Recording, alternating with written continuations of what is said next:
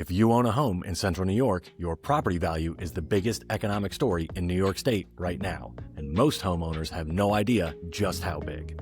I'm Greg Wakeman with the CNY Niche team, and today I'm going to walk you through the data that shows that your home has appreciated more in the last 6 years than it did in the entire 20 years before that. From 1998 to 2018, a full 2 decades, the Federal Housing Finance Agency shows Syracuse homes appreciated 67.88%. That's about 3.5% per year on average. However, from 2018 to 2025, just 7.5 years, homes appreciated 93.42%.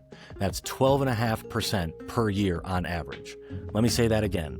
93% appreciation in the last 7.5 years versus 68% appreciation over the previous 20. Your home gained more value in the last 6 to 7 years than it did in the 2 decades before that.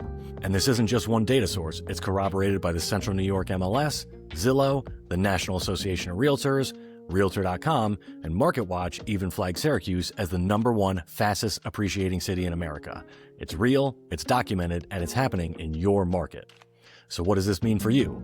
If you bought a home in Syracuse for $150,000 in early 2018, based on that 93% appreciation we've seen, your home is worth approximately $290,000 today. That's $140,000 in equity you've built in just 7 years. Compare that to someone who bought a home for $150,000 in 1998. After 20 years of appreciation, that home was worth about $252,000 in 2018. A $102,000 gain over 20 years versus a $140,000 gain in just 7.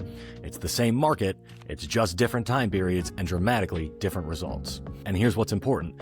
Even if you bought your home after 2018, you've still built a remarkable amount of equity. In fact, to match the entire 20-year appreciation from 1998 to 2018, you only needed to have bought in late 2021, 3 years versus 20.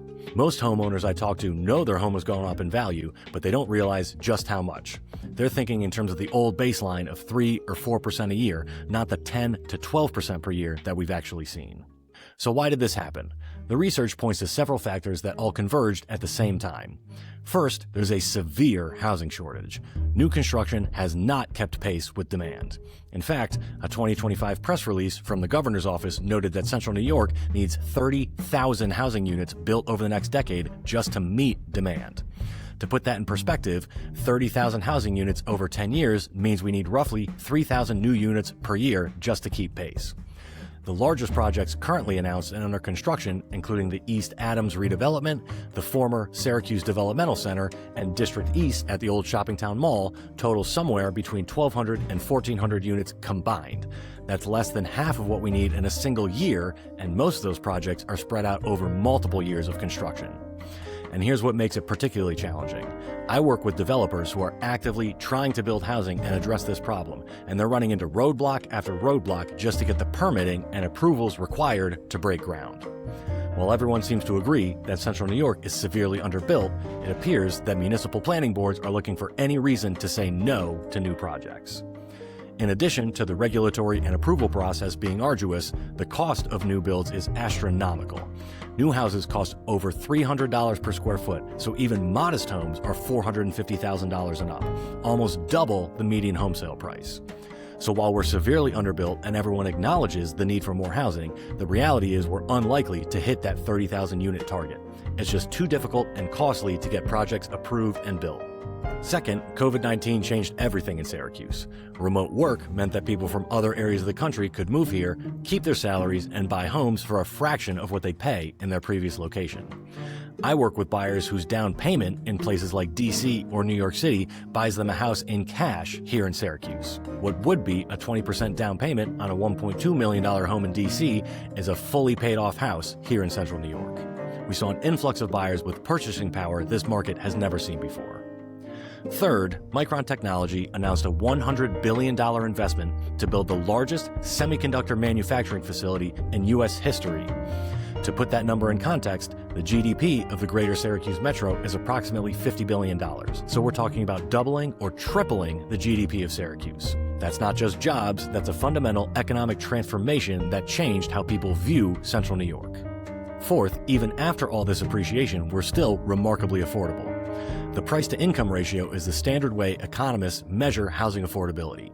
You divide the median home sale price by the median household income and get the number of years of income needed to buy the median home. In the Syracuse metro area, the median household income is about $76,000, and the median home sale price after all this rapid appreciation is still just $239,000. That gives us a price-to-income ratio of 3.1. The national average is between 4.6 and 5, so we are 35 to 40% more affordable than the national average.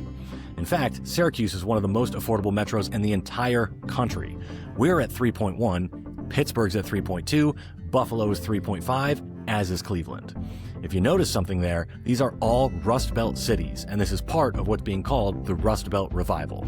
These cities, Syracuse, Rochester, Buffalo, Pittsburgh, Cleveland, and Detroit, spent decades being written off as declining industrial towns.